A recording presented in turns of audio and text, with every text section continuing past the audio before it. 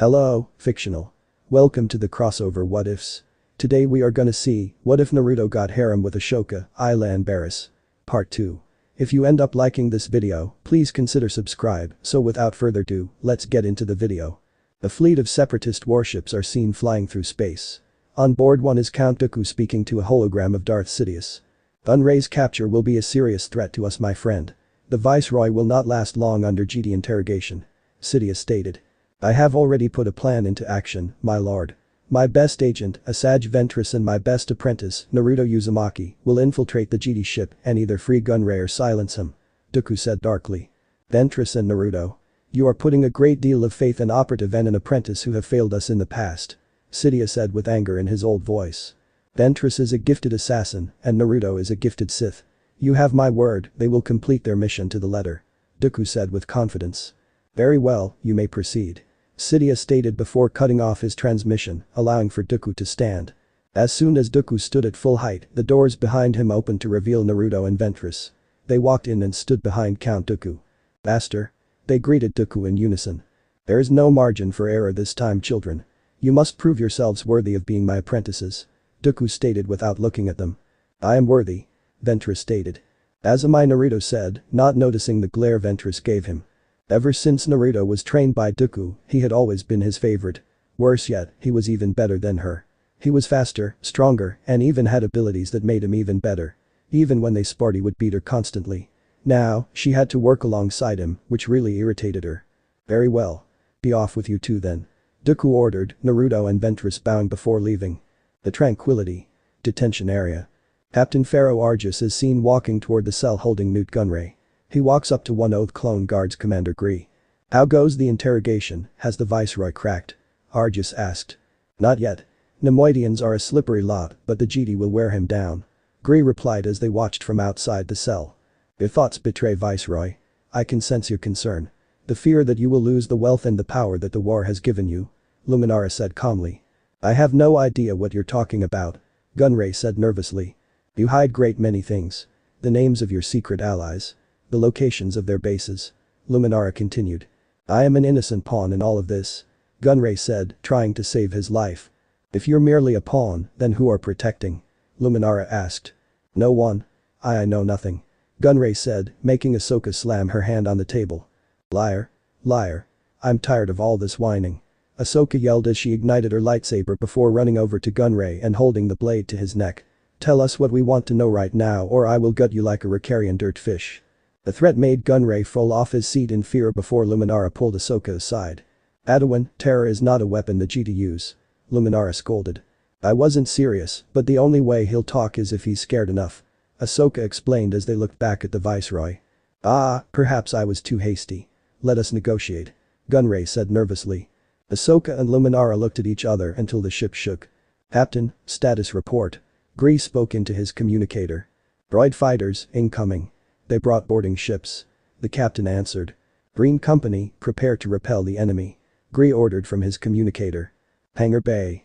With Commander Gree's order, clone troopers grabbed all of their gear and went to the hangar bay, where the boarding ships entered. As soon as they opened, multiple super battle droids came out and began firing on the clones. Clones and droids fired at each other left and right. One clone got behind cover and contacted Gree. Green Leader to Commander Gree. Super battle droids have breached our hail. Green Leader said before laying on the ground playing dead as the droids passed by him. He then lifted his head as he spoke again, not noticing a droid coming up behind him. Detention area. They're headed for the detention level. We need reinforcements, blast. Green Leader whispered before being blasted on the other end, surprising everyone listening. Commander, I'll need your assistance. Luminara said, getting a nod from Gree as he put his helmet on. Let's go. Ashoka said as she started following Luminara before she stopped her. You will stay here with Captain Argus. Guard the Viceroy. Luminara stated. But Ashoka began, but was stopped by Luminara's stare. As you wish, Master. It appears you are in no position to negotiate after all, Padawan. Perhaps, after my rescue, Gunray said, only to interrupted. Rescue? Maybe they're here to make sure you won't talk. Ashoka stated, making Gunray gulp at the high possibility. Hangar Bay. After the droids had pushed the clones back, the hangar became empty.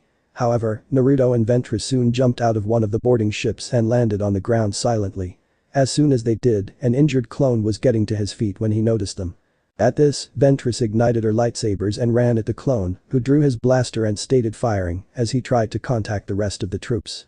"All units, there's a ball," the clone tried to say before being decapitated on the spot. Ventress looked on with satisfaction at her work before hearing slow clapping and a glare to Naruto. "Nicely done. I gotta say, you make quite the impression on men," Naruto said with amusement. Ventress was about to say something until the dead clone's communicator beeped. "Trooper, what have you found?" "Come in, Trooper, do you copy?" a clone asked, making Ventress look at the communicator with a smile before taking it and putting it on. Soon her and Naruto cut a hole in the ventilation system and entered it. They then listened to the clone's transmission. "Super battle droids are everywhere. Fall back to the detention level, we have to protect the prisoner," the clone ordered, making Naruto and Ventress smirk. "Well, that was a smart idea to take that communicator. I'm impressed," Naruto stated as he crawled behind Ventress. "Of course it was a smart idea, it was me who had it," Ventress stated, not bothering to turn to him. "Whatever, let's just get the Viceroy and get out of here," Naruto said with a sweat drop. I have a plan. You head to the engine room and set some explosives. In the meantime, I'll head to the detention level. Meet me there when you're done," Ventress said before going to the detention area without waiting for a reply from Naruto. "Geez, who died and put you in charge?" Naruto thought to himself before heading to the engine room. Engine room? Naruto made it to the engine room through an air vent and looked around. The doors to the room open below him and a repair droid comes inside. The switches on its headlights and looks around the room. When his lights pass the now closed air vent, he doesn't notice Naruto jump behind him before jumping away as the doors opened again, revealing 2 clone troopers. "See anything?" one clone asked the droid, getting beeps from it. "Engine room seems clear, we'll lock it down," the other clone spoke into his communicator. "But Captain, the enemy's advancing toward the detention level," a clone said over the transmission. "We're on our way," the captain stated as he and the other clone began to leave. "You keep watch here 327. The other clone said to the droid, annoying him. "Okay, 327T. You know droids never like to be called by their nicknames," the captain said before they left the room. After they left, Naruto began jumping around the droid and throwing explosives all around the engine room, the droid never noticing him. After he finished, Naruto crawled back inside the air vent and headed toward the detention area. Hallway near the detention area. Super battle droids and clones troopers are seen blasting at each other. However, the clones are boxed in. Just then, Luminara and Gree appear from the other hallway and start blasting or cutting through droids. Detention area. Ashoka is seen listening for any more signs of battle, but heard none before turning to Gunray with a confident expression. "Sounds like your rescue didn't work out after all," Ashoka said mockingly. "I am ready to discuss our bargain again," Gunray said in a defeated tone. "Adwin Tano, may I have a word?" Argus asked. "Certainly, Captain," Ashoka answered before turning to Gunray. "If I leave, you won't go anywhere, will you?" "Oh ha ha," Gunray said sarcastically. Ashoka then walked over to Argus. "I've got the all clear. The enemy has been repelled," Argus stated. "And their attempt to free Gunray has failed," Ashoka said slowly as 2 lightsaber blades cut through the ceiling. When the ceiling came down, Ventress jumped out and landed the 2 Senate commandos and quickly knocked them out. Ashoka quickly ignited her lightsaber and ran toward her before stopping at the doorway. "If it isn't the hairless harpy," Ashoka insulted. "If it isn't Skywalker's filthy obnoxious little pet," Ventress insulted back. "How nice of you. Tell you what, I'll give you a merciful death," Ashoka stated, ready for anything. Just then, Naruto came out of the ceiling and landed behind Ventress, making Ashoka's eyes widen, as well as his own. "Oh man, why did he or she have to be here?" both thought in unison. Naruto then gave Ashoka a small wave with what she could only guess was an odd look on his face. "Yo, what's up GD? Long time no see," Naruto said with an eye smile. "Naruto?" Ashoka whispered. "Oh, so you two know each other. Good, keep her off me while I free Gunray," Ventress ordered, getting a nod from Naruto, who ignited his own lightsaber. Naruto quickly jumped at Ashoka with an overhead strike, to which she blocked. Ventress quickly ran past them with her lightsabers ignited. "Shoot her," Ashoka yelled before blocking a slash from Naruto. Argus and 2 other Senate commandos stepped in front of Ventress and started firing at her, only to have their shots deflected back them, with Argus using the shield over his left shoulder to block his shot. He continued to fire at Ventress, only for her to pick him up with the force and toss him over her and into a wall, knocking him out. "Over here. Open this door and I'll buy you a planet," Gunray called from the inside of his cell, making Ventress run toward him. Ashoka saw this but was being held back by Naruto. However, she quickly kicked his leg out from under him, causing him to lose his balance and hit the ground. He was about to jump back to his feet, but Ashoka stepped on his back and ran towards Ventress. As she did, Ventress opened Gunray's cell.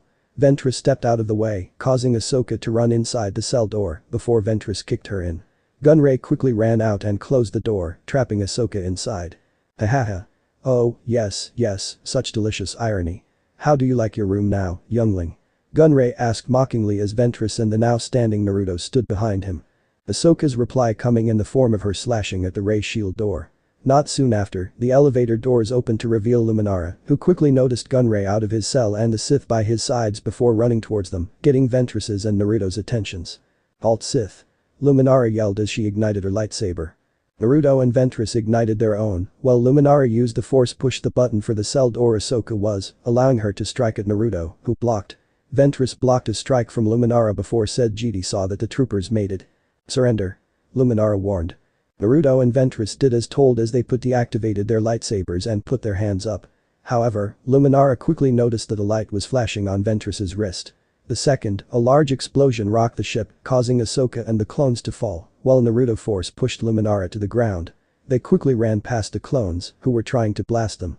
Ventress then opens the elevator doors with a force, where they ignite their lightsabers and use them to go down the shaft. Ahsoka and Luminara ran over and looked at each other. What are we waiting for? Ahsoka said as she was about to jump in. Ahsoka. Luminara warned as she grabbed her and pulled her back up just as an elevator went by.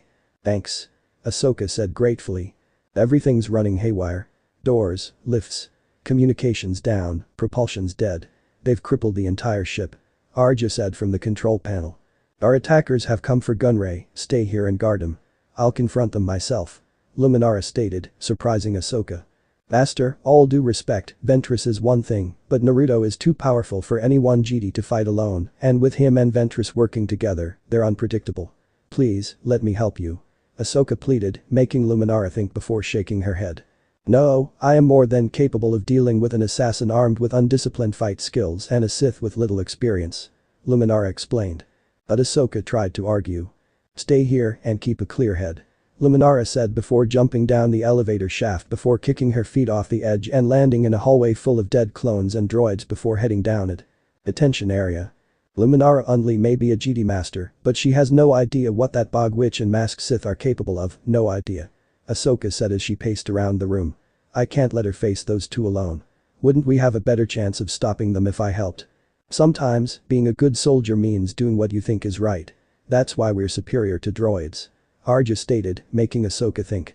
I can't disobey a direct order and leave my post, can I? Ahsoka asked. I wouldn't. Gree replied. Don't worry, we've got this under control Master Jedi. Your friend won't be going anywhere. Arja said confidently. All I know is, I never risk my own skin if I don't have to. Gunray stated, making Ahsoka look at him with a glare. What? Watch him closely. Ahsoka ordered. You can trust us, Commander. Arja stated. Call us if you need help, sir. Gree called as Ahsoka ran off. Engine room. Luminara entered the engine room, but didn't have to wait long before Ventress jumped at her from overhead. She quickly blocked the strike, but was caught off guard when Ventress cut a pipe right next to her, causing hot steam come out and burn Luminara's eye, forcing her to jump back. Naruto landed behind Luminara, forcing her to block his strike. It's just you? Where's Ahsoka? Naruto asked as their blades clashed again. Watching Gunray. Don't need help to fight a Sith who has little experience in fighting a Jedi master and an assassin with such poor fighting skills. Luminara said as she turned and blocked a strike from Ventress, while Naruto sighed. You might come to regret the Jedi. She would have been a big help to you since you're fighting two of us. Naruto said before jumping at Luminara. Luminara saw this kicked away from her before using the force to catch Naruto and throw him back a good distance, making land on the wall and stay there, much to her surprise. Her surprise was short-lived when Ventress lashed at her before kneeing her in the face and sending her to the ground below. Ventress then jumped high over her downed form and various large pipes, causing them to fall all around Luminara. However, one pipe landed on her leg, pinning her to the ground as Ventress walked up toward her with Naruto landing behind her. Now you fall, as all Jedi must. Ventress said as she ignited her lightsabers, not noticing that Naruto had a thoughtful expression showing, even with his mask. I can't just watch her do this, I have to stop her, but if I do, damn, where's a miracle when you need one? Naruto thought to himself. His silent wish came in the form of Ahsoka appearing from the doorway just as Ventress jumped at Luminara. She force-pushed Ventress right past him and into a nearby pipe. "Well, that had to hurt," Naruto commented before turning to see Ahsoka free Luminara. I know. You told me to stay," Ahsoka said as she handed Luminara her lightsaber. "Well, as long as you're here," Luminara said gratefully. They then turned to Naruto, who watched them with amusement in his eyes. 2 against 1? I like those odds. Come on GD, show me what you've got," Naruto challenged before igniting his lightsaber. "Naruto, wait, you don't need to be a part of the Sith, you could be so much better than that. You can do so many amazing things that could help people," Ahsoka said, not wanting to fight Naruto. "Oh, and just where are you going with this, Ahsoka? Are you saying that I could just leave the Separatist Alliance and join the Republic? I'm sorry, but I can't just do that. The Separatists have been good to me over the last few years. Besides, how do I know that when you bring before the GD Council that you just kill me? I'm sorry Ahsoka, but there's no reason for me to join you, the GD Order, or the Republic," Naruto stated, his words making Ahsoka desperate to stop him before Luminara put her hand on her shoulder. "I'm sorry Ahsoka, but there's just no talking to a Sith. I'm afraid that we have no other option," Luminara stated as she ignited her lightsaber. Naruto then jumped at them. He struck at Luminara first before blocking a stab from Ahsoka. Luminara then kicked him away and charged at him, only for Naruto to force push her into Ahsoka. He panted for a bit before jumping off to hide in the engine room with Ventress appearing and doing the same. "We have to find them, we can't let them get to Gunray," Luminara stated as she and Ahsoka jumped up to where Naruto and Ventress did. Neither of them noticed as Naruto stood upside down on the ceiling with his hand on his chest. "What wrong with me? I'm off my game today. It's like Ahsoka's words stabbed me. No, it's more than that, but what? No, I can do this. I have to complete this mission or else Master Dooku will have my head if Ventress and I fail. I just have to wait for the perfect opening to strike," Naruto thought as he watched Ahsoka and Luminara from overhead. Meanwhile, as Ventress watched from overhead as well, she pressed a button on her stolen clone communicator. Attention area. As Argus is seen with Commander Gree, along with 2 Senate commandos, his communicator starts beeping. "What's that, Captain?" one of the commandos asked. "Oh, nothing to worry about," Argus answered before blasting the 2 of them, getting Gree's attention. "What are you doing?" Gree yelled before dodging behind a wall to avoid getting blasted. Argus then opened Gunray's door and pulled him out. "Please don't," Gunray pleaded as Argus used him as a shield. "Oh, do shut up. Count Dooku is paying me a fortune to deliver your slimy carcass, so please try to stay alive," Argus ordered as he and Gree traded shots. Engine room. As Ahsoka and Luminara look for Naruto and Ventress, they see some rubble moving and quickly move it out of the way to reveal the droid from earlier, to which they help him to treads, and he rolls away while they go back to searching. "Ahsoka," Luminara began. "What happened to Padawan Tano?" Ahsoka asked. "These 2, I've never faced any opponents like them. I should have listened to your advice," Luminara said with a downcast expression. "Master, I never meant to overstep my bounds," but Ahsoka began, only to be interrupted. "General Undley, we've been betrayed. Argus has freed Gunray," Gree stated from the communicator, surprising the 2 GD. "I've been a fool," Luminara stated. "Let's get back there," Ahsoka said as they began running, but were stopped when Naruto landed in front of them. "We'll take him together." They all jumped at each other, Naruto blocked their combined slash with barely any effort. However, watching them from overhead was Ventress, who was glaring down at Naruto as he fought before a wicked smile graced her face as an idea came to her, but she would have to wait till later to do it. Attention area. "Stop. This is your last warning," Gree threatened. "Don't shoot, I am an innocent pawn," Gunray pleaded. "He won't shoot, he doesn't want to damage his pride," Argus stated before Gree blasted his blaster out of his hand. "Stand down, Captain," Gree ordered. "Come and me," Argus said as he tightened his hold on Gunray's neck. Gree walked over slowly, but Argus pushed Gunray into him. When Gree moved the Viceroy out of his way, Argus kicked his blaster out his hand and his helmet off. They then stared at each other, daring the other to make the next move. Engine room. Ahsoka and Luminara were slashing at Naruto from all sides, but were getting nowhere as he continued to block or dodge. Naruto then jumped back and threw various debris at them with the force, trying to hit them until Luminara stopped one and force pushed it back at him. At this, Naruto jumped over it and ran at them with inhuman speed. Attention area. "Would you do it, Argus?" Gree asked as he and Argus circled each other. "The clone-like would never understand. I wanted a life more than empty servitude," Argus answered. "And for that you'd betray the Republic," Gree stated with anger. "Like told the Padawan," Sometimes, being a good soldier means doing what you think is right. Arjus said as went to grab the blaster, only for Gree to step on it and punch Arjus in the face, knocking him to the ground before picking up the blaster. You and I disagree on what makes a good soldier. Gree said before being hit in the back of the head by Gunray, knocking him out as Arjus rightened himself up. You should have taken my offer when you had the chance, clone. Gunray mocked as Arjus pressed a button on his communicator, letting Ventress know that Gunray was freed. Engine room. As Ventress watched Naruto fight the Jedi, she saw that her communicator was blinking and smiled evilly before jumping and landing behind Naruto, who was pushed back by Luminara. About time, Ventress. What took you so long? Naruto asked playfully, not noticing Ventress point her lightsabers at his back. Before Naruto knew what happened, his eyes widened in shock as pain coursed through his gut. In front of him, Luminara had a shocked expression, while Ahsoka looked horrified at what she was looking at. Naruto looked down and saw 2 red lightsaber blades had pierced him through the stomach. Looking back, he saw Ventress with a triumphant look on her face as she pulled her blades out of Naruto. Ventress, why? Naruto asked before dropping his lightsaber and falling to the ground. Naruto. Ahsoka yelled, running to his side, while Ventress took the opportunity to jump up to the air vent and escape while she could, but not before throwing an explosive behind her. At this, Luminara used the force to pull Naruto and Ahsoka over to her and out of the exit. Ahsoka got to her knees and desperately checked to see if Naruto was still alive and released a breath when she found one, meaning that he was unconscious before turning to Luminara. Master, please, get a medic for him. Please. Ahsoka pleaded. Luminara thought she was crazy, but did as her friend asked by speaking into her communicator. Meanwhile, Arjus and Gunray had gotten to a Republic cruiser. The outer shields are still down, the ship is still in turmoil. We're home free. Arjus stated before launching the ship. Meanwhile, Ventress has used an escape pod to escape and boarded the cruiser. When she entered the bridge, she saw Arjus and Gunray at the controls. Hello, assassin, and say where's the Sith at? Arjus asked. Dead? The Jedi killed him before I could rescue him in time. Ventress answered, holding back her smile. I see, I'm sorry to hear that. In any case, assassin. Our plan went off without a hitch. Arjus said smugly. Our plan? Ventress questioned. And I will, of course, make sure your contributions are noted on my report to Count Dooku.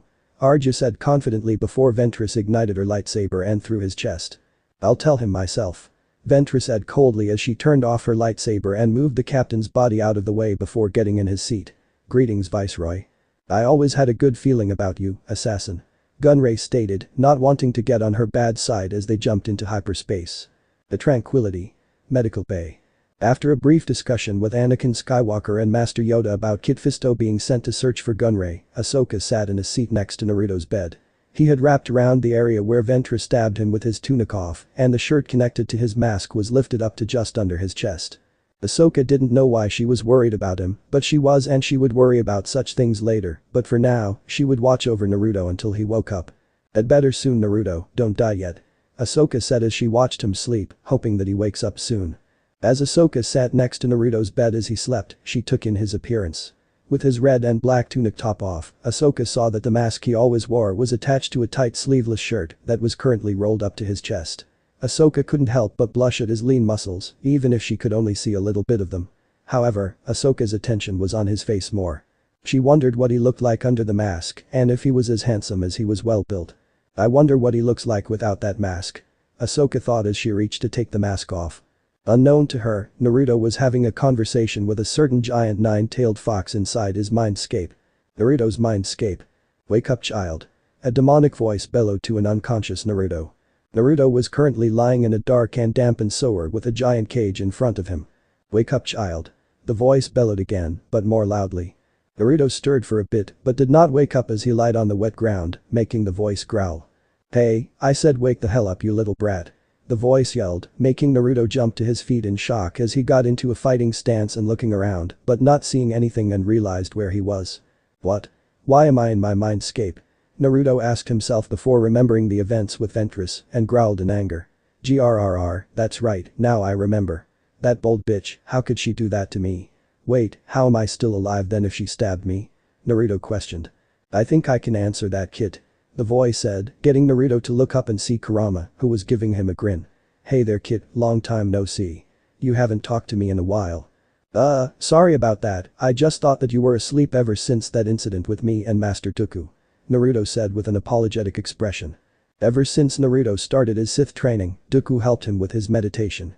In his meditation sessions, Naruto would find himself in his mindscape and speak with Kurama, who had over time come to like each other. However, before recent events, Naruto had not had much time to speak to him. True, but in my defense, no one uses force lightning on my kid and gets away with it.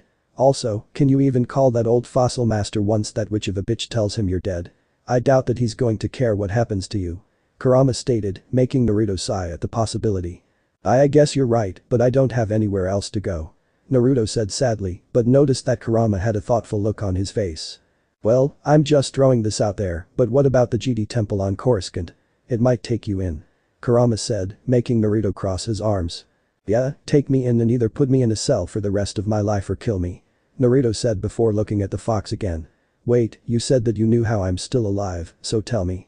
Well, let's just say that pretty little Togruta Padawan had asked the Jedi Master to save you. Also, can I just say that you have quite the taste in women? Kurama said with a perverted grin, making Naruto blush at what the fox implied before the first half got him. Wait, Ashoka saved my life. Why? Naruto asked, not understanding why a Jedi would save him. Beats me. For all I know, it was to get any separatist information you have from you. Kurama said with a shrug. Anyway, you're waking up, so I'll be taking a nap for now. Try not to wind up on death's door again. Naruto nodded before disappearing from his mindscape. Outside Naruto's mindscape, Ashoka had a blush on her face as she had slid down Naruto's mask to reveal his face. She blushed because of his cute whisker marks that she was not expecting. So cute. I wonder, are those real or fake? Ashoka thought before looking around to make sure no one was around watching her before rubbing Naruto's cheek gently. What she wasn't expecting was for Naruto to purr and lean into it, making Ashoka blush even more. He's enjoying this. Ashoka thought before smiling and continued rubbing his cheek. However, at that very moment, Naruto opened his eyes and he stared into the eyes of Ashoka, with said Padawan doing the same. Then, they noticed the post-ion they were in and blushed like mad. HHHHH. They both yelled in unison as Ashoka jumped away and Naruto fell off the bed. At that moment, Gree and 3 other clones came in, blasters at the ready. As the 3 aimed their blasters at a panting Naruto, who was sitting on the ground with a blush on his face, Gree turned to Ashoka, who was holding her chest with a blush on her face as well. Commander, we heard you yell. Is everything okay in here? Gree asked. Yeah. Everything's fine, Commander. I was just surprised when the Sith woke up, that's all. Ashoka answered, trying to get control of her blush. Yeah, and I guess that I was just surprised to see someone watching me when I woke up. Naruto said as he rubbed the back of his head, only to have Gree point his blaster at him. Quiet Sith, I didn't ask you. Gree said angrily. However, Luminara stepped in and put a hand on his shoulder, getting his attention. Calm yourself, Commander, the Sith may be dangerous, but is in no condition to fight at the moment. You and your men can go now, but stay outside the room. Luminara ordered, getting a nod from Gree and the clones as they walked outside and shut the door behind them. Luminara then turned to Naruto, who was giving her a weary look. It's alright Sith, I'm not here to kill or interrogate you. Luminara stated, calming Naruto down a bit. Well, I kinda figured that since you guys saved me. Though, I'm sure why you would. Naruto said as Ashoka walked over and smiled. Well, it was kinda my idea to save you. I'm not sure about anyone else, but to me, you're not like any separatist or Sith we faced. Ashoka said kindly. Indeed, but I am still skeptical of your intentions. Luminara stated. That makes sense. After all, I'm an enemy and can't just be trusted so easily. Though, the least you could do is use my name. If there's one thing I hate, it's titles. Naruto said as he got off the ground, making both Jedi raise a brow at how he's able to stand with his injury. Very well, Uzumaki. If you don't mind, how are you able to stand after receiving an injury like the one you have? Luminara asked. Well, I've always been a fast healer. Naruto said with his foxy grin, unknowingly making Ashoka blush. Before Luminara could respond, her communicator went off as a clone's voice came through. General Unduli, we've arrived to Coruscant and your shuttle is prepped and ready to go. The clone stated. Very good, Captain, we'll be down there momentarily. Luminara stated as she ended the transmission and turned back to Naruto. You might want get dressed, Uzumaki, we're leaving in a few minutes. And might I ask where we're going?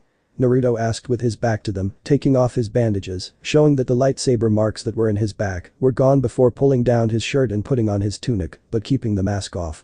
The Jedi Temple. Ashoka answered, making Naruto jaw drop. What, are you serious? Naruto yelled in surprise, getting a nod from the Jedi. Well, that's great. Geez, I might as well paint a target on my back and write kill me on my forehead right now then. Don't worry Naruto, we asked Master Yoda to have the council speak to you before they judge you. Ahsoka said with a reassuring smile.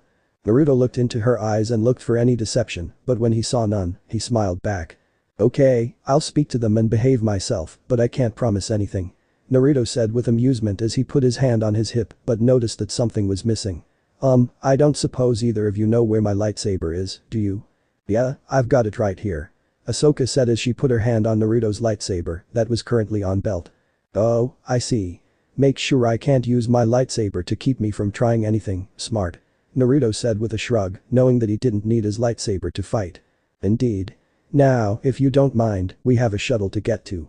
Luminara said calmly, getting nods from both Naruto and Ahsoka. GD Temple. Landing platform. After the shuttle left the cruiser, it flew for a bit over the city before landing on a platform at the GD Temple. When the doors opened and the ramp came down, Luminara and Ahsoka stepped out, followed by Naruto, who was handcuffed. When they stepped off, they were greeted by Anakin, who glared at Naruto before turning to his fellow GD. Master Unduli, Ahsoka, it's good to see you two are okay. It's also good news to know that you captured the Sith. Anakin stated, making Naruto raise a brow.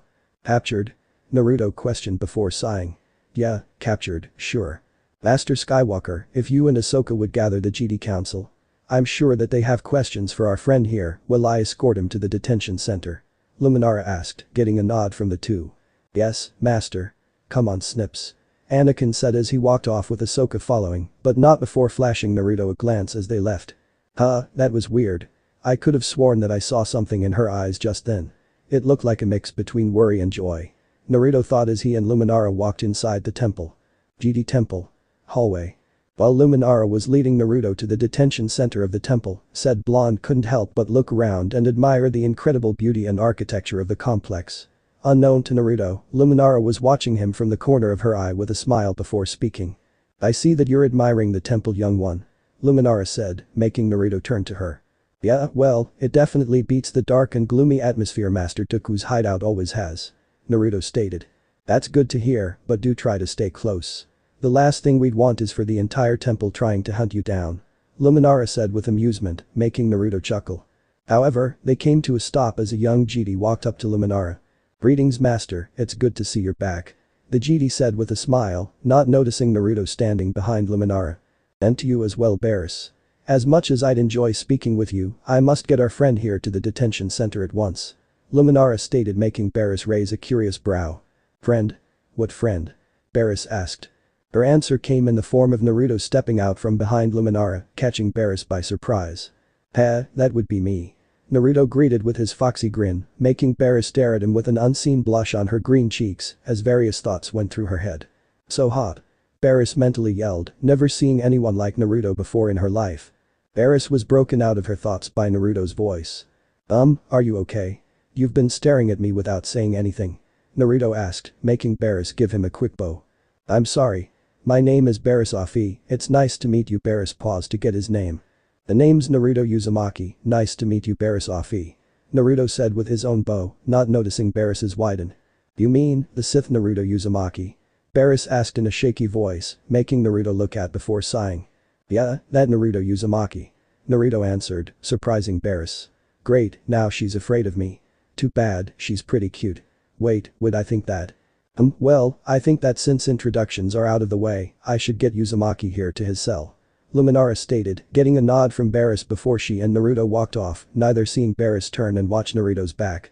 That was the Sith. But he looks nothing like what I imagined. He's more handsome than I. Wait, what am I saying? I need to go meditate on this. Barris thought before heading to her quarters. GD Temple. Detention Center.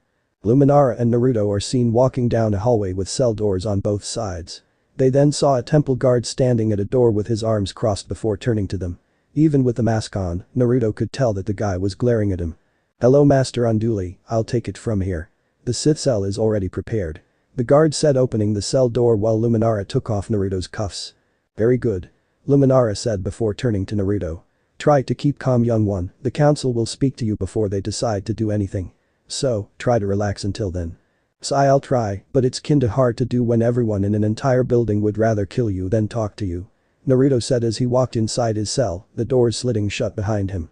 Luminara had to frown at his words, but knew that he did have a point. It can't be easy to be under the same roof as people who wouldn't hesitate to kill you. Relax, he's not going anywhere. Until the council says otherwise, he's not leaving the cell. The guard stated, getting a nod from Luminara before she left. Later, Naruto was lying on his bed inside his cell with a bored expression on his face. He had been waiting for an hour and a half and the council still hadn't called him. Geez, you'd think that for masters of the force, that they wouldn't keep people waiting for hours just to speak to them. Naruto said to himself before an idea came to him along with a Cheshire smile as he stood up. Well, if they're not going to come to me, I'll go to them. I know I told Ashoka that I'd behave, but waiting for hours just isn't my thing. Naruto then walked over to the door and banged on it, getting the guard's attention. What do you want, Sith? The guard asked in irritation. I'm hungry, how's about getting me something to eat? I know I'm a prisoner, but that doesn't mean you can't feed me. Naruto answered, making the guard groan from the other side. Fine, but if you try anything, the guard warned, letting the threat hang before walking off. Yeah, I get it. Now, all I have to do is wait. Naruto whispered to himself. A minute later, the guard came back with a ration bar. When he opened the door, he was shocked that the Sith was gone. Where'd he go? The guard questioned, but before he realized it, Naruto jumped from the ceiling on top of him and knocked him out. When the guard fell, Naruto dragged him inside. He then stuck his head out to see if anyone saw him, but to his luck, no one was around at the moment. He walked out before turning to the unconscious guard. Sorry, but I'm sure that you'll forgive me in the future. Naruto said before taking a bite of the ration bar the guard had brought him as he shut the door. Thanks for the food though. Naruto then thought for a minute as he finished the bar. Now then, I need to find the Jedi Council chamber. Damn, I probably should have asked that guard. Oh well, I guess I'll just have to wing it and hope I find it. In the meantime, I better avoid any Jedi. Naruto said as he walked in a random direction of the hallway. However, a few minutes after he left, Anakin and Ahsoka came and opened his cell door, but were shocked to see an unconscious guard. Snips, I thought you said that he wouldn't try to escape. Anakin asked angrily. I did, but I don't know where he is. Ahsoka said, trying to defend Naruto, but was curious as to where he went. Obi-Wan, come in. Anakin called into his communicator. Yes, what is it, Anakin? Obi-Wan asked. The Sith escaped his cell and is somewhere inside the temple. Anakin answered. Escaped? Well, he couldn't have gotten far. You and Ahsoka look for him, while a few of the masters and I search through the security recordings. Obi-Wan said. Understood, Obi-Wan. Come, Snips. Anakin ordered as he walked off, not noticing Ahsoka's worried expression. Naruto, where are you? Ahsoka thought before following her master. Jedi Temple. Accommodation area. Naruto had been walking around for a while and also avoiding various Jedi left and right. Unfortunately, he had no idea where he was. Man, this place is huge. At this rate, I'll never find the Jedi Council chambers. Would it kill them to put in signs or something? Naruto said to himself as he walked down a hall with various doors that led to who knows where. I think I heard something this way, come on. Someone yelled from around a corner. They soon came around said corner, revealing them to be several temple guards, who soon noticed Naruto. There's the Sith, capture him. One yelled as they ran at Naruto. Naruto's eyes widened before he turned around and ran down the hall from them. Damn, I guess they found out that I broke out of my cell, but they found out faster than I thought they would. Naruto said as he ran around a corner, but stopped seeing more guards. Thankfully, their backs were turned and standing on the other side of the hall. However, the ones chasing him were not far behind. Thinking fast, Naruto opened the nearest door and ran inside, shutting the door behind him. He put his ear to the door and listened as the guards ran by. Sighing in relief, Naruto then took in his surroundings. He was in an apartment-sized room that was big enough to house 1 or 2 Jedi. There was a window with the blinds closed, some round cushioned seats around a table, a bed, some doors, and a dresser. On the walls were pictures of 2 people, obviously Jedi. One was a human male with braided black hair and yellow marking on his face. Obviously a master and a Padawan. The other was a beautiful Twi'lek female with blue skin and brown eyes. Whoa, she's beautiful. Naruto thought before shaking his head. What am I doing? I don't have time to ogle, I need find a way to get to the council chambers without getting caught. Naruto then walked in a little more before a thought came to him. I wonder whose room this is anyway? Naruto questioned. His answer came in the form of a door opening behind him. Turning around, Naruto's cheeks flushed red and he had to suppress a nosebleed. The door that opened was the bathroom door and the person that walked out was the Twi'lek from the photos. She was dripping wet with nothing but a towel on that was wrapped around her chest down to her thighs. When she noticed Naruto, her eyes widened in surprise. At this, Naruto raised his hand slowly while sweat formed on his head. Okay, I know this seems bad, but Naruto started, but before he could finish, he saw that she was about to scream. Reacting on instinct, Naruto ran at her and covered her mouth. Unfortunately, he accidentally tripped and caused them to fall to the side and onto her bed. She began to struggle, but Naruto held her mouth with one hand while he forced her hands down so she wouldn't hit him. After a few more seconds, she stopped struggling. Naruto then looked her in the eyes and saw fear, sadness, and hate, making his eyes widen. Obviously, she was thinking he was going to rape her because tears were starting to form in her eyes. Oh man, she thinks I'm going to rape her. This is bad, I've got to defuse the situation here before something worse happens. Naruto thought as he took a deep breath before speaking. Hey, it's okay, I'm not gonna hurt you. I'm just looking for the GD council chambers and I got lost. I swear, me walking in here was a complete accident. Hearing his words, the Twi'lek woman looked into his eyes for any deception, but saw only honesty. He then spoke again. Now, I'm going to let you go, but only if you promise not to scream or attack me. Understand? Nod once for yes, two for no. Naruto stated and received one nod. He let her go, but was punched in the face, making him rub his cheek. Ouch. I thought I said not to attack me. Naruto said as he held his whiskered cheek. That was for seeing me like this. The Twi'lek stated, indicating to her towel. Naruto blushed at this before rubbing the back of his head in embarrassment. Oh, sorry about that, but you were going to scream and I reacted on instinct. My bad. Naruto apologized. Apology accepted. Now, could you please get off of me? This isn't the most appropriate of positions to be in. The Twi'lek said with a blush on her cheeks. Naruto then noticed their position and blushed as well before jumping off. Sorry. Naruto said as he waved his hands in front of him as the Twi'lek got up. It's okay. Just don't ever do it again. Now, if you'd let me get dressed so I can escort you to the council chambers. The Twi'lek said as she walked over to her dresser. If you don't mind, could I just turn around while you get dressed? I promise not to peek. Naruto said with a cute pout that made the Twi'lek sweat before nodding in defeat, but watched him as he turned his back to her. So, what's your name? Aayla Sakura. And you are? The now named Aayla asked as she put on her bra and panties, not that Naruto noticed. Kid Yuzuki. Nice to meet you Master Sakura. Naruto answered, coming up with a good fake name. Well kid, you certainly know how to make a first impression. Aayla said, getting her shirt and pants on before slipping on her belt and boots. Yeah, I get that a lot. Naruto said with a chuckle. Well, I'm ready. We can go now. Aayla said as she walked past Naruto, making blush at her clothes, but quickly got over it as she opened her door and followed her out. As they left her room, they didn't notice a security camera watching them. Security recording room. Well, it looks like we found our Sith. Obi-Wan said as he and Masters Plo Koon and Shakti watched Naruto and Aayla walk in hologram form. Indeed, and since she's bring him to the council chambers, we might as well get there and wait for them. Plo said, getting a nod from his fellow masters before leaving the room. However, Shakti watched the hologram a little longer before a thought came to her. Well, I guess now I can take him up on that date. I know GD are not allowed to form attachments, but I can't help my curiosity about him. Shakti thought before leaving the room. Sereno. Count Dooku's castle. Ventress was kneeling in front of Count Dooku. She had just finished her report about freeing Newt Gunray, but at the cost of Naruto's life. So, Naruto was killed was he? Dooku asked. Yes my lord. He fought bravely, but in the end, he was no match for the combined efforts of the GD. Ventress said sadly. That is sad to hear and here I thought he was powerful. Dooku said coldly, not caring in the least about his apprentice's death. Why not just go to his homeworld and find another one like him? Ventress asked. Impossible. After I left with him, the GD had arrived and the planet joined the Republic. I tried to convince the senator of that planet to join the Separatist Alliance, but to no avail. I would have killed him, but the people on that planet are all far more powerful than anyone I have encountered before. Dooku replied, catching Ventress's curiosity.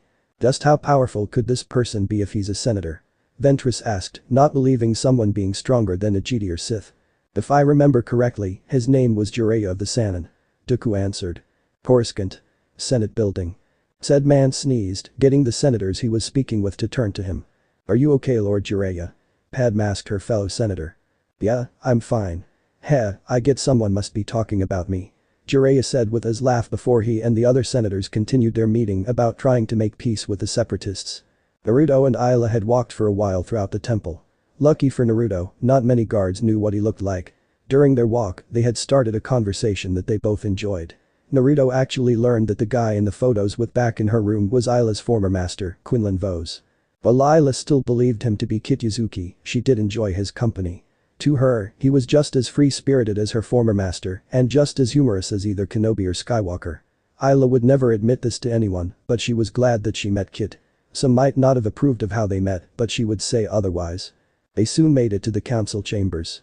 When they opened the doors, they were greeted to the sight of 12 people of various races, with 2 of them as holograms, sitting in a circle of chairs.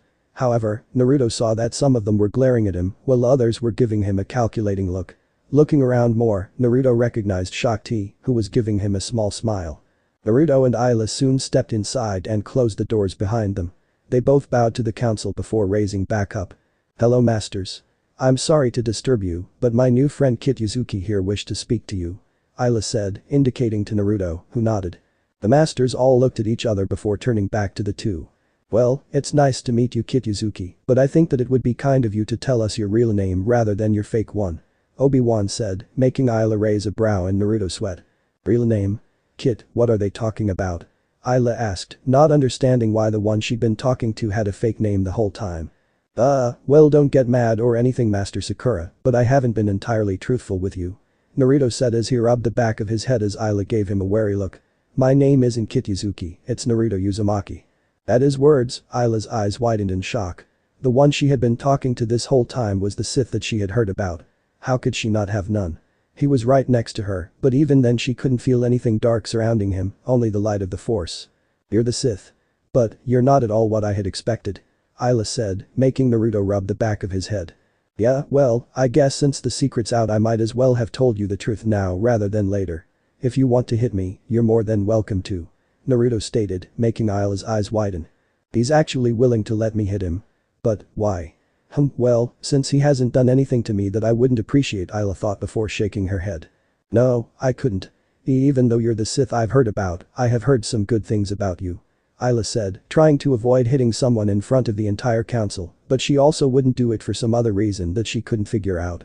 At that time, Master Yoda spoke up. "Indeed, a Sith you may be, but have the heart of a Jedi, you do," Yoda stated, making Naruto rub the back of his head. "With a due respect Master Yoda, I'm not a Jedi. I'm a Sith and as a Sith I'm not anything like a Jedi," Naruto stated. "Indeed," Obi-Wan said, getting their attentions. "But, I believe that Master Shakti might say otherwise." Shakti nodded before a hologram appeared in the center of the room showing Naruto helping fight the nest of Acklays. Everyone watched in curiosity as the hologram played. It played up to after the part where Naruto saved Shakti, which she had thanked him for again before the hologram ended. "As you all can see, not only does the Sith rescue me, but also the rest of my men as well," Shakti stated. "That may be, but nevertheless, he could have done so with alternative motives," May stated, getting nods from some of the other masters. "True, this may be. However, asked for nothing in return, he did not. Left peacefully, he did," Yoda stated, getting agreeing nods from the masters. "Master Yoda has a point. If the young Sith here wanted anything, he would have asked or just taken it. Not to mention that he could have just let the Acklays kill Master Shakti, but did not," Plo said, getting an agreeing nod from said master. Before anyone could say something else, Anakin and Ashoka walked in. "I'm sorry masters, but we've been unable to find the Sith," Anakin stated, him and Ashoka looking ashamed before they heard a chuckle. "Oh, you mean the Sith that's standing right in front of you?" Obi-Wan asked, making Anakin and Ashoka shoot their heads up in surprise and came face to face with Naruto. "Yo, what's up Skywalker, Ashoka?" Naruto said with a friendly wave and smile. "Naruto?" How Ashoka tried to say, but couldn't figure out the right thing to ask. What can I say, I'm not one to stay in one place for hours on end. Which reminds me, you guys need speed up your appointments with people," Naruto said with amusement and chuckles from 2 or 3 of the Jedi present. "Noted. Now, if we can get back to the matter at hand," Mace asked, getting everyone's attention. "Good, now, I'm sure the rest of the council has this on their minds. What precisely is your view of the Jedi Code?" The room grew silent at the question. No one had planned on asking that until later, but now seemed like the best time to find out just what the Sith before them thought. Even Anakin and Aayla listened very intently. Though, Ashoka was a little worried about what Naruto would say. His words would determine his fate. "Before I answer that, I have a question of my own. None of you have to answer this now, or ever for that matter. But, know that none of your responses will change my point of view toward the Jedi Code," Naruto stated calmly, wanting to know just how they felt about their own code. "Very well, ask your question." Mei said, curious to see what the blonde would ask, but had a feeling he already knew. Thank you. You GD claim to be peacekeepers. You claim to not to have certain emotions or form attachments. Naruto began, making Ashoka sweat. Oh no.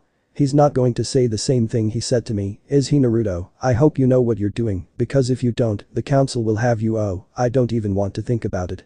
Ashoka thought in fear of what he was about to say. Well, to me, you're all hypocrites to your own ways. Naruto stated, making some of the Jedi lightly gasp in surprise, while others either glared at him or stayed neutral. One GD spoke up with obvious anger in his voice. And pray tell boy, just how are we hypocrites? GD Master Even Peel asked in his rough voice. I don't mean to offend, but what I say is true. Tell me GD, how are you peacekeepers if you fight in a galactic war when you're leading an army of clones? How can you say that you forbid emotions when you all know well and good that you can't stop yourselves from having them? And how can you say that you don't form attachments when each and every one of you know damn well that you form attachments with either your men, friends, and even your fellow GD? Naruto questioned and waited for an answer. They were all wide-eyed at his words and tried to think of a way to answer his questions. Sadly, all of them were unable to even come up with some way to argue with his words. Even Master Yoda couldn't think of a way to argue with the blonde.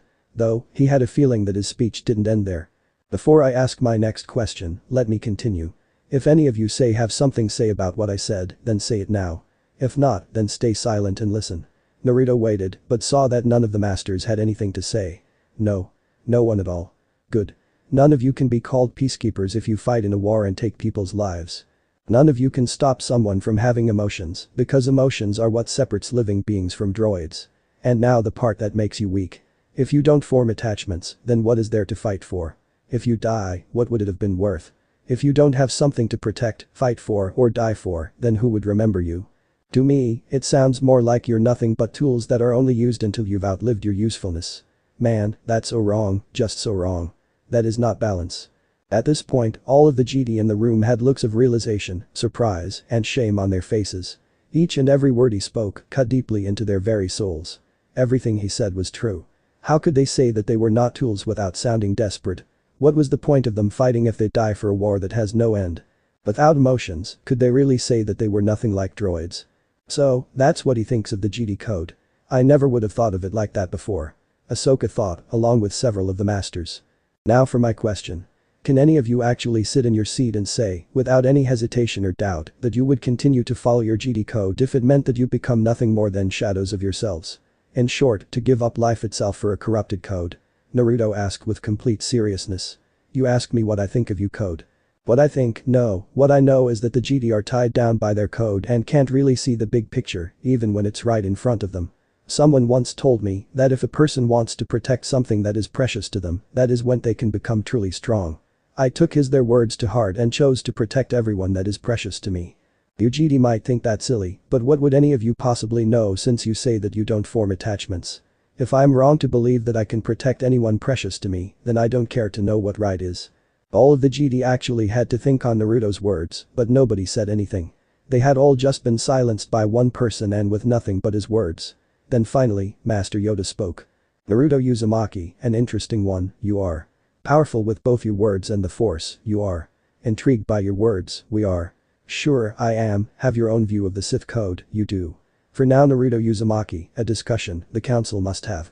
Wait outside, if you, Master Skywalker, Master Sakura, and Padawan Tano will? Yoda asked, getting a nod from them before they left. Once they were gone, Obi-Wan turned to Yoda and Mace. Well, he certainly has a way with words. Obi-Wan quipped. Indeed. Mace agreed. While they spoke, Shakti had channeled them out to think to herself. My, you most certainly are not a regular person Naruto Uzumaki. No one has ever spoken to the council in such a way and silenced them. Someone speaking with such conviction, heart and power is to both admired and feared. Naruto Uzumaki, when I get the chance, I'll take you up on that date. Shakti thought while keeping her emotions in check. A few minutes later, Naruto and the rest had been called back inside the council room. Naruto Uzumaki, the GD Council has come to a decision, which will soon be decided after a few simple questions. Mei stated, getting a nod from Naruto. Good. First, do you hold any malicious intentions towards the GD order? No. Naruto said simply. If we ask you for any vital information on the whereabouts of Count Dooku, will answer? Mace asked. Yes. Naruto said simply again. Lastly, if you have any secrets that are important for us to know about, would you be willing to tell us? Mace asked. Not now. Like you have little trust toward me, you haven't fully earned my trust. Naruto stated. The council all looked to each other before turning back to the blonde while Mace spoke. Very well, all those in favor of making Naruto Uzumaki a Jedi, say aye. All those opposed, say nay. Mace stated, surprising Naruto, Ashoka, Aayla, and Anakin. Aye. Shakti said first. Aye. Obi-Wan Kenobi said second. Nay. Appa Rancisa said third. Aye. Plo Koon said fourth. Nay. CC Tien said fifth. Aye. Kid Fisto said sixth in his holographic form. Nay. Eve Koth said seventh. Nay. Even Peel said eighth. Aye. Adi Gallia said ninth. Aye. Kai Mundi said 10th in his holographic form. Decided, it is. Naruto Uzumaki, from this day on, a Jedi of the Republic, you shall be. Yoda stated. Anakin, Ahsoka, and Aayla were shocked to hear this, but on the end, Ahsoka and Aayla were ecstatic, but they had no idea why. Naruto on the other hand was the most shocked. Not too long ago he was a Sith, and now he's becoming a Jedi. He was actually happy that this news meant he could be on the same side as Ahsoka and the other few Jedi women that caught his eye. However, he did have some conditions. I'm surprised by this news, masters, and I'm honored that you'd go out of your ways to do such a thing for me, but I do have a few demands. Naruto stated seriously. And what are your demands? Obi-Wan asked. 1. To not be restrained by the Jedi code. I may be made a Jedi, but I refuse to be limited to my full abilities. 2nd, to keep my lightsaber. And lastly, to meet with a certain senator to apologize for what happened on the Malevolence. Naruto stated with seriousness. The council members looked at each other before nodding in agreement. Very well, we will agree to your terms, Uzumaki, but we will decide upon Jedi Master to watch over you. Mace stated with his own seriousness, getting a nod from the blonde. Adjourned, this meeting is. Yoda said. As the masters left, the ones who agreed to make Naruto a Jedi passed him with smiles and congrats, while the ones that said otherwise mostly ignored him. Naruto didn't care though, because he knew it would take time before they came to like him, and he was determined to earn their respect over time. Ahsoka then walked over and lightly punched Naruto in the arm, getting his attention. Well, you had me worried there for minute Naruto. Ahsoka said, getting a chuckle from him. Yeah, you and me both. I thought that they would have tried to kill me for what I said, but you know what, it would have been worth it. As far as I'm concerned, someone needed to say something to the Jedi Council to open their eyes. Naruto said while rubbing his arm. True, but try to keep in mind that the council won't just change their ways from your words. Anakin said as they began to walk out. I see you know what I have in mind for the council, Master Skywalker. However, you do have a point. It will take more than just words to make them change their ways, but I'm willing to take as much time as possible to do just that. Naruto said, getting smiles from Ahsoka, Aayla, and even Anakin had to smile at the blonde's words. Well Naruto, I'm sure that if anyone can change the ways of the Jedi Order, it's you. Aayla said kindly. Don't get her wrong, she believes in the Jedi code very strongly, but after hearing the former Sith's words, she couldn't help but hope that he could change their ways. Not only because she feels something for him that she can't explain, but also because she doesn't want to lose anyone precious to her, like her former master or anyone else close to her. Thanks Master Sakura. Now, how do I get to the Senate building? Naruto asked before finding Ahsoka and Aayla on his arms and dragging him down the hall. Sorry Naruto, but if you're going to apologize to Senator Amidala and be walking among us Jedi, then you need to dress like one. Ahsoka stated as she and Aayla dragged him away, leaving Anakin to laugh. Well, I can tell that he's going to make things interesting around here. Anakin said as he walked away. Senate building. Hallway. Later, after Ahsoka and Aayla had gotten through with Naruto, he now wore new clothes. He replaced the red of his tunic with orange, but kept the black half of it and his black pants. He also replaced his black boots with brown ones that looked like Mace Windu's. He now wore clone trooper fingerless gloves and gauntlets, with a tribal fox head painted on each one. He also kept his mask, but left it off, saying that he would only wear it for missions that involved stealth. He, along with Anakin, Ahsoka, and Aayla, were currently walking down a hallway inside the Senate building. They were talking about some of the things that the Senate discussed, being it about making treaties between other worlds or peace between other planetary systems. Though, as they walked, neither Naruto or even Anakin noticed either Ahsoka or Aayla staring at Naruto's back as they walked. They thought he was even more handsome than before, but neither of them would ever admit that out loud. So, is Senator Amidala a reasonable woman? Cause if I'm ever on a mission with her in any way, I'd rather there not be any bad blood between us. Naruto asked, hoping that he and the senator can become friends, or at the very least bury the hatchet. She is, but I think it might take her some time to get used to being around a former Sith. Anakin answered, though he was going to watch Naruto and make sure he didn't do anything he didn't like. Relax Naruto, I'm sure she'll forgive you. After all, you were only following orders and she can't blame you for that. Ahsoka said as they stopped in front of a door. I hope you're right Ahsoka. The last thing I want is to have a senator treat me like a monster if I ever have to guard her on a mission.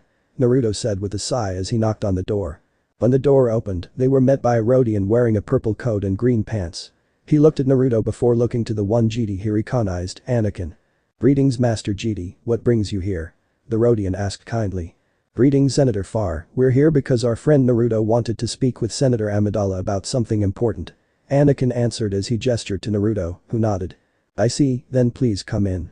Anaconda said as he let them inside the room. Padme, a Jedi named Naruto is here to speak to you. When Padme and a certain super pervert heard this name and turned to see said person walk inside, their eyes widened in shock, but for different reasons. When Naruto turned to her, his eyes widened in shock as well at the sight of Jiraiya among the senators. Pervy Sage. Naruto whispered. Naruto. Jiraiya whispered. They both stared at each other, neither noticing the other senators or Jedi in the room looking at them back and forth. They all were surprised when both of their eyes rolled up in the back of their heads before falling back on consensus. Naruto Ahsoka said as she kneeled by his side.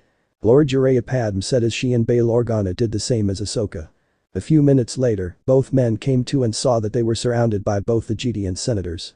They then looked at each other before their eyes widened and they jumped to their feet and pointed at each other. What the hell are you doing here pervy sage? Naruto yelled. I should be asking you that question idiot. Jiraiya yelled back. Everyone in the room watched in confusion until Padme spoke up. Do you two know each other? Padme asked, getting their attentions. Yeah, as a matter of fact, we do. Everyone, this is Naruto Uzumaki, a former shinobi from my world who was thought to be dead. Jiraiya answered, making everyone turn to Naruto. Yeah, and the old man here is the pervert who taught me the Rasengan you guys saw in the hologram back in the council chambers. Naruto said, ticking off Jiraiya. I told you idiot, I'm not a pervert, I'm a super pervert. Jiraiya yelled, making everyone in the room sweat drop. No offense Lord Jiraiya, but you just proved his point. Senator Ryochuchi stated, getting Naruto to turn to her. Thank you. At least someone agrees with me. Naruto said as he gave his foxy grin, making her blush. My, he's quite the handsome one. Ryo thought, but quickly shook that thought out of her mind. What am I saying, he's a Jedi. Everyone knows that Jedi can't form attachments or have romantic relationships. Still, he is handsome nonetheless. Whatever. So tell me Naruto, where have you been for the last 3 years? Jiraiya asked making Naruto sigh. Well, it's a very long story. You might want to sit down, this going to take a while. Naruto said as he rubbed the back of his head. Man, this day is just one surprise after another. Naruto then sat on the seat behind him before speaking. It all started the day Sasuke left the village. Naruto began. After an hour, Naruto had finished speaking, and everyone were shocked to hear his story as to how he came to be the way he is now. In some parts of the story, the women in the room had to suppress their tears from hearing some of the training the blonde went through. The men on the hand were beyond outraged at what they heard. Naruto's training over the years involved him having to be forced to fight beast after beast of various species.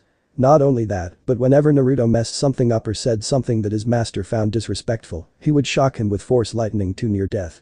In the end, everyone was surprised that the blonde came out of it unchanged or even without becoming like a Sith should. Hell, how he stayed sane was beyond them. Though, Naruto left out any parts that involved him using Kurama's chakra. He wasn't ready to tell anyone about that yet, but knew that Jiraiya knew about those parts and understood why he did it. Anyway, after that, the Jedi Council made me a Jedi an hour ago, and here we are. Naruto said ending his story. Well, that is quite the story Naruto. I must say, I couldn't possibly imagine anyone having to go through any of that. Aayla said as she placed a hand on his shoulder. Indeed. I can't even imagine the pain you went through just stay sane. I gotta say Naruto, I've heard heartbreaking stories before, but that one takes the cake. Jiraiya said sympathetically, but inside, wished he had killed Dooku when he had the chance that day when they met. Thanks, but I can't say that in the end it was all bad. After all, I wouldn't have seen the galaxy, become as strong as I am now, or met some very attractive women like Ahsoka or Aayla here. Naruto said, making both mention blush and Jiraiya grin while secretly grabbing his notebook and writing, God only knows what inside, while Naruto's eyes widened. Oh crap, did I really just say that last part out loud? What hell is wrong with me? Well kid, you might have a crush on those two hotties next to you. I got to say, I'm so proud that you gave me some very good inspiration. Jiraiya stated, making Naruto, Aayla, and Ashoka blush before glaring daggers at him. Inspiration for what, exactly? Aayla growled out. Yeah, and how are we involved? Ashoka asked with her own glare. If it's for what I think it is, pervy sage, I'm going to beat you to a bloody pulp. Naruto stated while cracking his knuckles.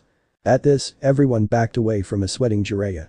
After finishing his writing and putting away his notepad, Jiraiya stood up, took a deep breath, and ran like a bat out of hell as Naruto, Ashoka, and Aayla chased him down. Everyone watched with amusement at their antics and couldn't decide whether to help the old pervert or leave him to his fate. The next day, Naruto had received his first mission assignment. He was to aid GD Master Kid Fisto in the recapture of Nute Gunray, which he was more than willing to do in order to stick it to Count Dooku. Luckily, he managed to contact R4 and have him bring his stealth starfighter, to which he was currently in as he and Kid Fisto in his own starfighter came out of hyperspace in the Vasek system. R6 spoke to Kid as they flew over the planet's third moon, where they had traced a Republic ship's tracking beacon. I know we're in the middle of nowhere R6, but that's the Republic beacon we're looking for. Contact the Outer Rim Command. Kid said kindly, with R6 doing as told. R4, you do the same. Naruto said kindly, with R4 doing so without problems. Soon, the holographic forms of both Ashoka and Luminara appeared in front of Naruto and Kid. Master Luminara, we have tracked the location of our stolen ship to the Vasek system. Kid stated. So has your old Padawan Nader Veb. He's already on the surface. Luminara stated. It'll be great to see Nader again. Kid said happily. I'll transmit the coordinates for the rendezvous point. And Master Fisto, sorry we lost that slimy double dealer. Ashoka apologized. Hey, you nothing to be sorry about, Ashoka. You chose to save me over going after him. You may have lost an enemy, but you gained an ally. Besides, if it wasn't for you, I'd be dead. Naruto stated, making Ashoka blush, not that he could tell. Indeed. Anyway, don't worry Ashoka, we'll catch Gunray yet. Kid said reassuringly. Good hunting you too. Ashoka said before cutting the transmission as Naruto and Kid flew towards the moon's surface. They flew through the foggy air around them for a bit before landing and exiting their respective starfighters. Man, I can't see a thing around me. Naruto said as he tried to look and see anything within a few yards, but only saw less than a few feet. Well, I can't see anything either. R6, keep a lookout here with R4. Kid said, getting beeps from the droids as he and Naruto walked toward a Republic shuttle with 3 clones and a cloaked figure that Naruto guessed was this Nader Veb. Haha, Nader. Kid called, getting everyone's attentions, while the cloaked Nader bowed. Congratulations on passing the trials. I'm sorry the war prevented me from seeing your training through to the end. You were missed master, but it is an honor to finally serve beside you, as a knight. Nader stated as he removed his hood before turning and giving Naruto a glare. You must be the Sith, Naruto Uzumaki. Former Sith, and yes I am. You must be Nader. Nice to meet you. Naruto said with a quick bow. General, we pinpointed the tracking beacon's location to the south end of the gorge. Clone Commander Phil said from nearby with 2 other clones as he pointed in said direction. Then let's have a look. Kit stated. Allow me to the way. Nader said as he turned around and used a force to move the fog, revealing a massive door. Whoa. That is one big door. The gates back in Konoha aren't even that big. Naruto said under his breath. Charming. Let's not keep the Viceroy waiting. Kid ordered, getting everyone to head toward the door. Niner, Bell, look after the ships. Phil ordered 2 of the clones. Yes, sir. The 2 said in unison. No guards, that's odd. Kid noted as they stood before the door. Yeah. No defense systems either. That's not normal if you're trying to hide from your enemies. Naruto said, having a bad feeling keep up his spine. The entrance looks sealed. Nader noted. We specialize in making entrances. Phil said as he pulled out a thermal detonator before Nader ignited his blue-bladed lightsaber. This will make less noise. Nader said as began to step up. Patience, the both of you. A second look usually pays off. Kid said as he looked at the door more closely before stopping on a stone. What's this? When he pressed the stone, a door opened and they went inside. As they're walking, a smell catches their attention, which Naruto, Kid, and Nader ignore. You smell that? Phil asked the clone behind him. Doesn't smell like droids to me. The clone stated. It's too dark to see anything. Another clone said before he and the other clone switched onto the headlights on their helmets. Is it just me or does this place give anyone else the creeps? Naruto asked. No, it creeps me out too. One of the clones stated. I sense there's something here. Kid said, feeling that something was not right about where they were. Scanners are negative, General. Phil said, looking at said scanner. Where? A loud roar echoed through the place, surprising everyone. Well, that was something. A clone said. Yeah, but I don't think that we want to stick around to find out what. Let's find Gunray and then get the hell out of here. Naruto ordered, getting nods from everyone.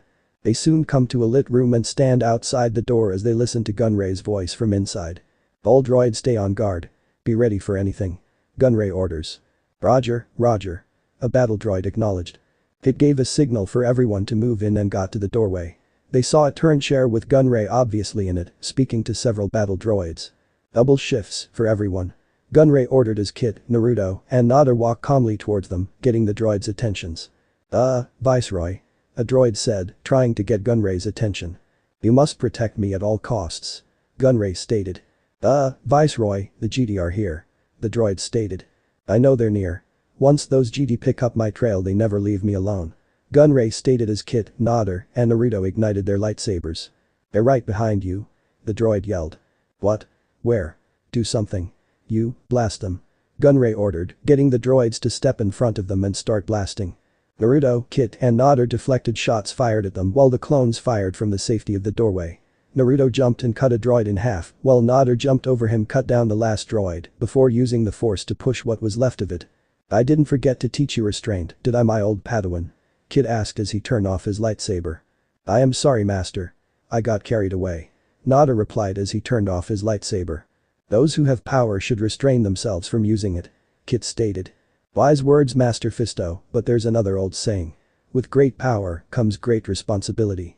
Naruto said as he turned off his lightsaber as well before they walked toward Gunray. Lieutenant, did you them? Gunray asked. No, but we have you, Viceroy.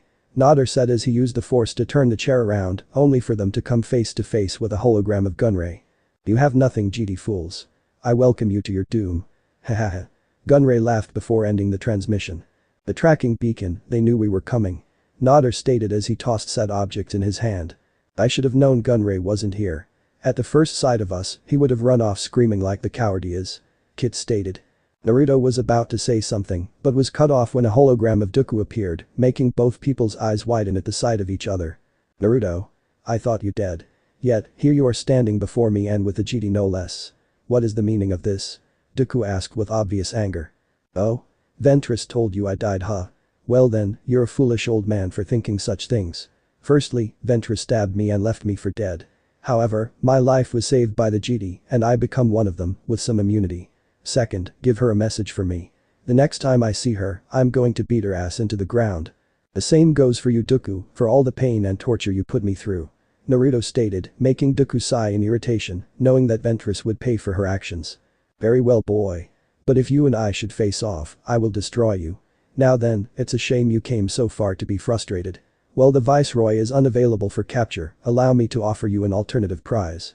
Dooku stated before ending the transmission, leaving behind a flashing red button on the chair arm. This has got to be a trap. Phil stated. It looks like Dooku is trying to catch someone and we are the bait. Kit suggested. But who has the trap been set to catch? Shall we find out? Nada said as he pressed a button and a door opened to their left.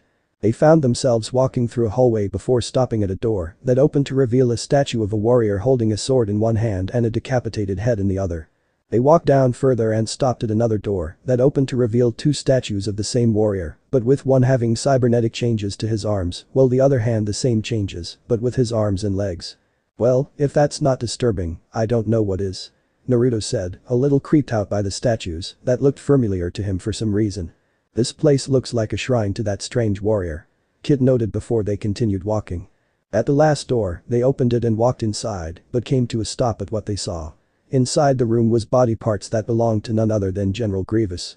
This is the lair of General Grievous. Kid stated in surprise. At this, Nada turned and pointed an accusing finger at Naruto. You knew this was the lair of Grievous. You knew this was a trap the whole time, didn't you? Sith Amon Calamari Jedi yelled, surprising everyone around him. Nada, that's enough. Naruto didn't know where we were. Kid said, trying to calm his old Padawan down. No, master. He knew about this the whole time. I knew you couldn't be trusted, Sith. Nada yelled before finding the collar of his shirt in Naruto's strong grip, with said blonde glaring at him. Listen here, fishface, I didn't know a goddamn thing about this place. So don't you start accusing people of things they have no part in, you got that? Naruto yelled, letting Nada go before Kid put a hand on both their shoulders. That's enough, Naruto, you've made your point. And Naruto knew nothing about this place until now. So don't accuse him for this in any way. Now either you two learn to get along, or else Grievous will get the better of us when he returns. Kit stated before getting nods from them. Good. Now, let's continue looking around. They wandered around for a bit before coming to another room. Looking around, they guessed that it was the general's own personal trophy room. Nader walked over to a table that held various Padawan braids. These must be trophies taken from the Jedi he's murdered. There are so many. Nader said in silent anger. Naruto looked at him with sadness before turning back to the old lightsaber that he held in his hand with just as much sadness. So this is what that walking tin can is really like. A monster that kills Jedi for sport. That's the very thought of it sickens me. Naruto thought with anger at what the general does. Why would Dooku want to set a trap for his best general? It doesn't make sense. Kit questioned as he held an old lightsaber. Are we the bait or is Grievous the bait? Nader questioned. We must consider who this trap is for. Kit stated before a beep came from his communicator. General, yours and Uzumaki's droids are tracking an incoming ship. It matches the description of General Grievous's fighter. It's headed our way. Niner stated. Keep out of sight and stand by for further orders. Kit instructed, ending his transmission. Capturing Grievous could turn the tide of the war. Nader said in realization. And if he doesn't know we're here, we could take him down easy. Phil stated, pulling out one of his blaster pistols for emphasis. Don't underestimate him. We need a plan. Kit stated. Master Fisto is right. We can't just attack Grievous head-on, it's too risky. Naruto stated, getting an agreeing nod from said master. Outside, Grievous's ship appears and enters an opening inside the gorge. Grievous soon appears inside his lair. Guards. Gore. Gore, where are you? Grievous called, only for Kit, Phil, and one clone to appear in front of him with their weapons ready. Looking behind him, he sees Nader and the other two clones, weapons ready as well. Welcome home, General. I'm afraid I must request your surrender. Kit stated. Unknown to Grievous, Naruto was overhead, ready to sneak attack him at any moment. Corporate Grievous and perhaps the Senate will be merciful. Kit ordered. It is you who shall get no mercy.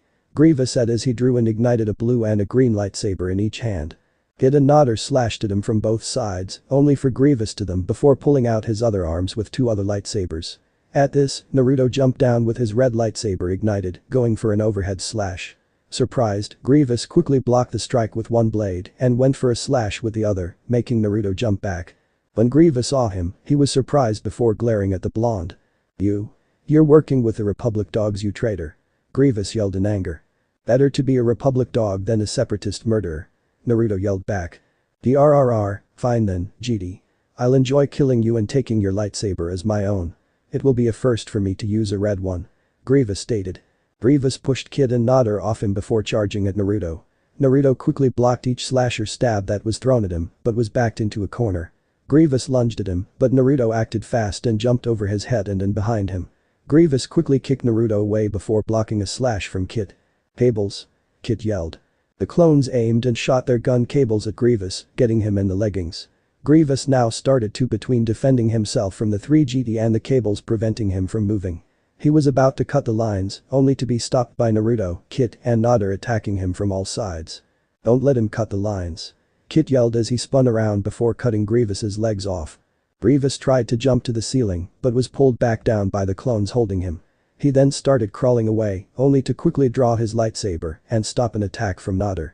Don't make me destroy you. Nader yelled. Grievous spun his blade and tried to slash at Nader and Kit, only to have Naruto slash his lightsaber out of his hand. At this, he jumped to the ceiling and pulled one of the clones into his grasp, using him to knock Naruto, Kit, and the other two clones back. Come and get me. Grievous yelled tauntingly before turning and throwing the clone at Nader, knocking him to the ground. Grievous then fell to the floor with laugh before jumping to ceiling again, the clone's shots just grazing him and climbing away, Naruto, Kit, and a clone right behind him. Cut him off. Nader ordered the Phil and the other clones before running to join the others. As they all did this, 2 clones cornered Grievous, only to be attacked by him. When the others made it to where they were, the clones were dead and Grievous was out of sight.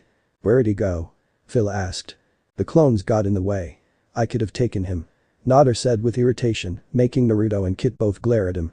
Hey, don't blame your men for Grievous getting away, this was no one's fault but our own. We had an advantage in numbers, but Grievous used that against us. If anything, we underestimated what he was capable of and it cost us. Naruto stated, making Nader look down in shame of his words. Let's take care of our wounded. Kit said, anger clear in his voice. Naruto is right though. We had an advantage in numbers, but not strategy. We'll have to come up with a better plan then. Grievous's lair. Command center. Grievous is seen climbing the ceiling into his lair's command center before landing at the controls. "Doctor, where are you?" Grievous called. Not too soon, an ever-repair droid appeared from a nearby doorway and walked over to Grievous. "Don't be upset with me, Master. If you were a better fighter, we would not be having this conversation," A4D stated, making Grievous groan. "Look what you let those GD do to you. You're a walking scrap pile, what a mess. It's going to take me forever to get you back into decent shape. I'll go fetch your spare parts." As A4D is walking off, Grievous follows him into the room he's in that held his Magna Guards on the ceiling. "What happened to my bodyguards?" Grievous asked. "They were remotely deactivated for recharge, I thought you did it," A4D replied. Grievous coughed before turning to a control panel and switching on his Magna Guards. "Lock down the perimeter," Grievous ordered. Grievous's lair. Hallway. Naruto, Kit, Phil, and the remaining clone are seen standing over Nader as he checks the other two clones' bodies. "Let me go after Grievous myself, Master," Nader asked angrily. "Patience, Nader. You may no longer be a Padawan, but you are not ready to take on Grievous. It's time we retreated," Kit stated, getting everyone to start running toward the exit. However, before they could make it, it closed shut before them. Looking back, they saw that the other exit door had also shut. "It looks like we're going to have to fight after all," Kit said grimly before turning to Phil. Outside Grievous's lair. Niner and Bell are seen watching the ships before Bell receives a transmission from Commander Phil. "Green Scout to Watcher Base," Phil contacted. "Copy, this is Watcher Base, over," Bell replied into his communicator. "Contact the fleet at Bestpin. Inform them we've engaged Grievous and require reinforcements," Phil ordered. "Right away, sir," Bell acknowledged before signing off and turning to Niner. "Better warm the shuttle's long-range transmitter." As they're walking inside the shuttle, they fail to notice the Magna Guards in the distance watching them before one lifted up and aimed a rocket launcher at the ship before firing and destroying the shuttle and clones inside. They then start to make their way over to Kit's and Naruto's starfighters, making R6 and R4 contact their ship pilots. "Get out of there, R6, now," Kit ordered. "You two R4. Get out there fast," Naruto ordered. Both droids activated the thrusters on the ships before taking off. However, a droid latched onto both their sides. R4 aimed the ship's third cannon at the droid and blasted it into nothingness before aiming at the one on R6 and doing the same, getting a thanks from the astromech as they flew off. Back inside Grievous's lair. R6. R6. Kit urgently yelled into his communicator, trying to contact his astromech droid. "R4, do you copy?" "R4. Damn it." Naruto yelled in anger at what happened to his astromech droid. Just then, a hologram of Grievous appeared in front of the group. "You've run out of time," Grievous said in obvious amusement. "Why don't you, Comrade General?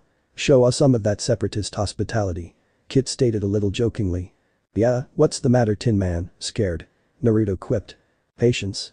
In the meantime, please experience all my home has to offer. It has been prepared for uninvited guests, like you," Grievous said threateningly before disappearing. "I have a bad feeling about this," Nader said ominously, making Naruto groan. "Man, you just had to jinx us, didn't you?" Naruto asked dryly. Just then, the floor dropped out from under them. Naruto, Kit and Nader jumped to safety, while Phil and the other clone plummeted toward a magma pit. Phil quickly pulled out his blaster and shot a cable into the ceiling, though the other clone wasn't so lucky. Nader grabbed a cable and started to help Phil up but was about to slip until Kit grabbed his hand with Naruto, downing the same to Kit and pulling a panting Phil up to safety, while the GD panted as well. "And that was too close," Naruto panted out, not expecting that. "General, I know you're watching. We've seen the lower levels of your home. We're not impressed," Kit stated as he stood up. "Haha, good GD, good. You will provide some sport for me yet," Grievous said from an eye camera before having cut off by Naruto's red blade. Naruto, Kit, Nader and Phil then wandered down a hallway and came to a large area where they walked to the center and stood back to back with their weapons drawn. "Stand firm, there might be worse things here than Grievous," Kit ordered. None too soon, a door opened up, getting their attentions. "Looks like you're right about that, sir," Phil stated as he pointed his blaster pistol an armored Rogwart that Naruto guessed was Grievous's pet Gore. "Roar." Gore roared at them, making Phil fire at him, but only managed to tick him more. "Roar." While Phil fired at Gore from a good distance, Kit ran at him, only for Gore to knock his lightsaber out of his hand. The four then jumped back to avoid getting bitten, allowing Kit grab his lightsaber. Naruto, Kit, Nader and Phil then surrounded Gore from all sides. "Shoot him, Commander," Nader ordered, making Phil blast Gore a good bit, distracting the beast. At this, Naruto jumped up and stabbed Gore in the back while Naruto tried to get his neck but missed. Gore shook his body until he knocked the Mon Calamari off before turning his head and grabbing Naruto's arm by his teeth and throwing him into a wall, hard. Gore then started swinging his tail around until he grabbed Phil and brought him face to face with him. Gore then swung his tail and Phil at Naruto, knocking him down. Kit then ran at Gore and the beast turned its head to him, he slashed at his eye. Roar. Gore roared in pain, causing him to slam Phil to the ground, killing him instantly. Naruto then got back up and cut off Gore's tail, releasing Phil's body. Kit then cut off Gore's arms, while Naruto ran fast and cut off the beast's leg, causing Gore to fall to the ground, where Kit finished him off by stabbing him in the neck. Nice job Master Fisto. Naruto congratulated. Thank Naruto. How's arm? Kit asked in concern. It's still on, so I'm fine. I'll admit though, that thing would have had my arm if it bit down any harder. Aside from that, I'm okay. Naruto answered. That's good, but try not to get that close to a beast's head the next time you ever fight one. You just might lose more than an arm if you do. Kid warned as they walked over to Naruto, who held Phil's body. Grievous is going to pay for this. I will destroy him.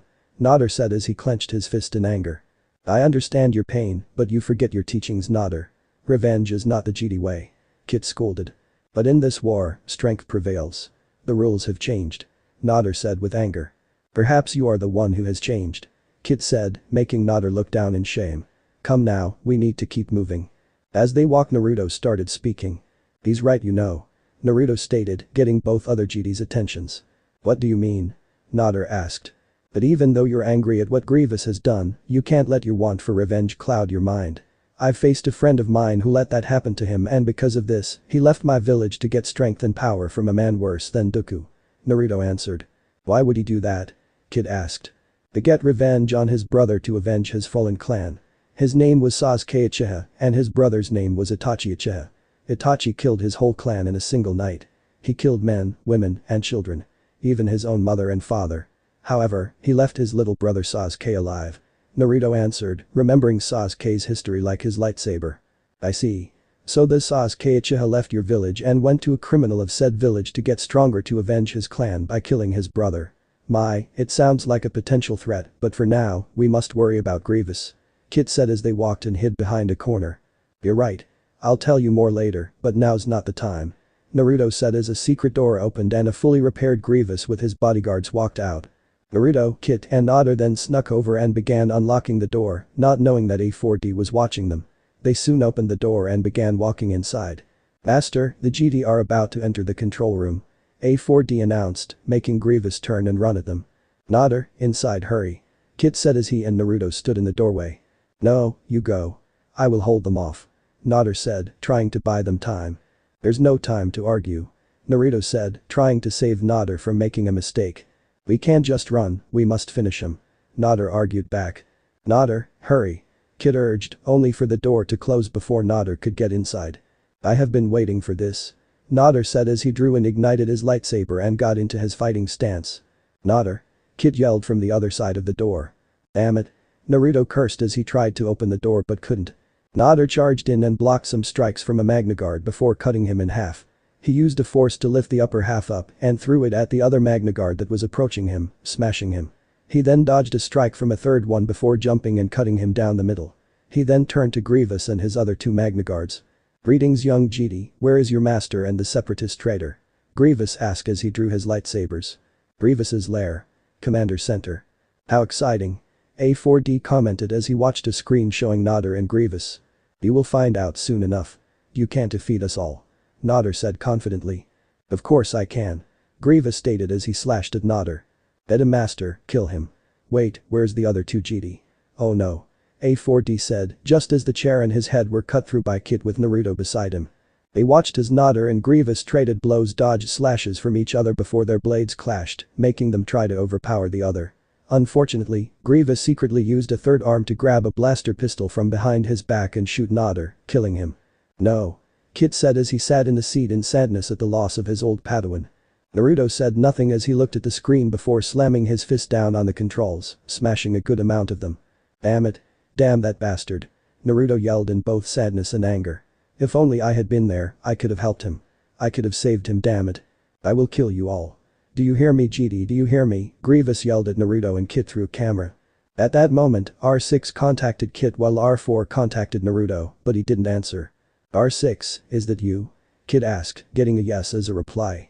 You and R4 meet Naruto and I at the South Landing platform, we'll be right. I'm coming for you next, Fisto. As well as you, Uzumaki. Grievous yelled on screen. We'll be gone by the time you get here. Naruto stated as he ignited his lightsaber and stabbed it into the controls, shutting off the power in Grievous's lair before he and Kit left.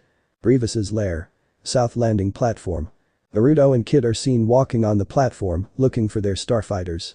R6, R4, we're at the platform. Where you? Kit asked into his communicator. However, Grievous appeared out from over the platform. Going somewhere? Grievous asked, making Naruto and Kit ignite their respective red and green lightsabers. They charged at Grievous, who easily blocked both of their blades with a laugh. They then jumped back and hid in the surrounding fog and switched off their blades, putting Grievous on guard. The general then started spinning his blades around himself, not noticing Kit and Naruto behind him. As they struck, Grievous blocked at the last second with all of his lightsabers. You might have been a proud warrior once, but now you're just a pawn in Dooku's game. Kit yelled as he and Naruto struggled to push Grievous back. I wield great power, GD fools. Grievous yelled before kicking Kit away and going for a slash at Naruto's head. The blonde dodged and cut off one of the general's hands, with Naruto grabbing the lighter that was no doubt Nadar's, and glared at Grievous. That power will only consume you. Naruto said as the red and blue lightsabers that he held revealed his blue but slitted eyes. Naruto then charged at Grievous, and they traded blows back and forth. Grievous, however, was having a hard time fighting the blonde as he didn't let the cyborg get a single chance to regain his balance. Looking from the corner of his eye, Naruto saw that Kit was fighting several Magnaguards. Thinking fast, Naruto used the force and threw Grievous over Kit and into the droids, smashing them.